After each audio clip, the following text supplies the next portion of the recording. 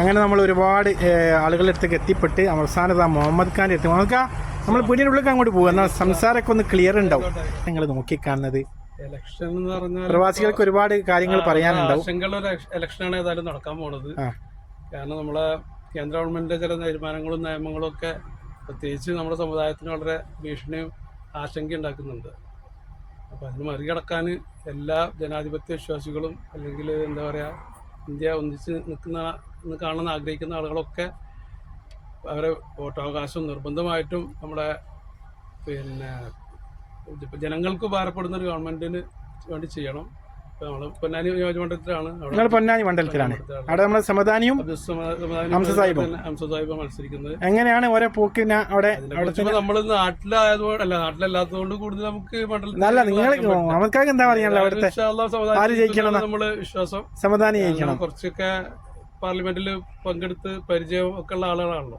അപ്പൊ എന്തെങ്കിലുമൊക്കെ പ്രശ്നങ്ങൾ ഉണ്ടാകുമ്പോൾ അതിനെ കുറിച്ച് സംസാരിക്കാൻ പഠിക്കാനൊക്കെ അറിയുന്ന ആളുകൾ തന്നെ എന്തായാലും പാർലമെന്റിൽ പോകണമെന്നാണ് എന്റെ അഭിപ്രായം. ലോക്സഭയിലേക്ക് എത്തട്ടെ എന്നുള്ള പ്രാർത്ഥനയാണ്. വോട്ട് ചെയ്യാൻ പോകുന്നുണ്ടോ നാട്ടില്? വോട്ട് ചെയ്യാൻ മറ്റന്നാ പോകുന്നുണ്ട്. പക്ഷെ വോട്ട് ഉണ്ടോന്നുള്ള കാര്യത്തിൽ സംശയമാണ്. കാരണം നമ്മള് 35-36 കൊല്ലം ഇവിടെ ആയിട്ട് ഇതുവരെ വോട്ട് ചെയ്തിട്ടില്ല. പണ്ട് വോട്ട് ചെയ്യാൻ വരുമ്പോൾ നമുക്ക് വിജയം ആഘോഷിക്കാം ഇൻഷാ അല്ലാഹ്. അങ്ങനെ അടുത്ത് നമ്മുടെ ഉമ്മർഖാന്റെ കടയിലേക്കാണ് എത്തിപ്പെട്ടത്. ഉമ്മർക്ക അവിടെ ഉണ്ട്. ഉമ്മർക്ക ഇതിലെ വർത്താനോ സുഖല്ലേ? അപ്പൊ നാട്ടിലെ തെരഞ്ഞെടുപ്പിന്റെ ചൂടാണ് കൂടിക്കൊണ്ടിരിക്കുകയാണ്. എന്താണ് എങ്ങനെയുണ്ട് പോക്കെല്ലാം? വടകര ഷാഫിന്റെ നാട്ടിലാണ്. ഷാഫിയും ശൈല ടീച്ചറും പൊളിക്കില്ലാടെ. എങ്ങനെയാണ് നിങ്ങളൊരു ട്രെൻഡ് ആദ്യം ചെയ്യട്ടെ? അവിടെ എങ്ങനെ ഉണ്ടാവും? ഒരു ബഹ്റൈനിൽ നിന്ന് ഒരു പ്രവാസിയായ ഒരുപാട് എത്ര കൊല്ലം ഇവിടെ ആയിട്ട്? 25 കൊല്ലമായിട്ട് ബഹ്റൈനിലുള്ള ഉമ്മർക്ക പറയുന്നുണ്ട് അവിടെ ഷാഫി ജയിക്കോ ശൈല ടീച്ചർ ജയിക്കോന്ന്. അപ്പൊ ഉമ്മർക്ക അവിടെ വെച്ച് പ്രവചിക്കും. ഉമ്മർക്ക ആര് ജയിക്കും? അതെ, 20 കൊല്ലമായി ഇപ്പൊ ഉമ്മർക്ക അവിടെ. 25 കൊല്ലായില്ലേ? 25 കൊല്ലമായിട്ട് നിങ്ങൾ വന്ന സമയത്ത് ഉണ്ടായിരുന്ന ഒരു ഇന്ത്യ ഉണ്ടായിരുന്നു.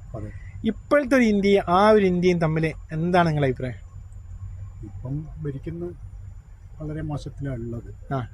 ഇനിയിപ്പം ഭരണം മാറി വന്നു കഴിഞ്ഞാൽ നമുക്ക് മൊത്തത്തിൽ മുസ്ലിങ്ങൾക്കുള്ള നല്ലൊരു വിജയം വരണം. ജനങ്ങൾക്ക് മൊത്തത്തിൽ ഒരു ഉപകാരപ്രദമായ ഇത് വരണം എന്നുള്ള ഇതാണ് നമ്മൾ ആ ഒരു പ്രാർത്ഥനയിലാണ് ഉള്ളത്.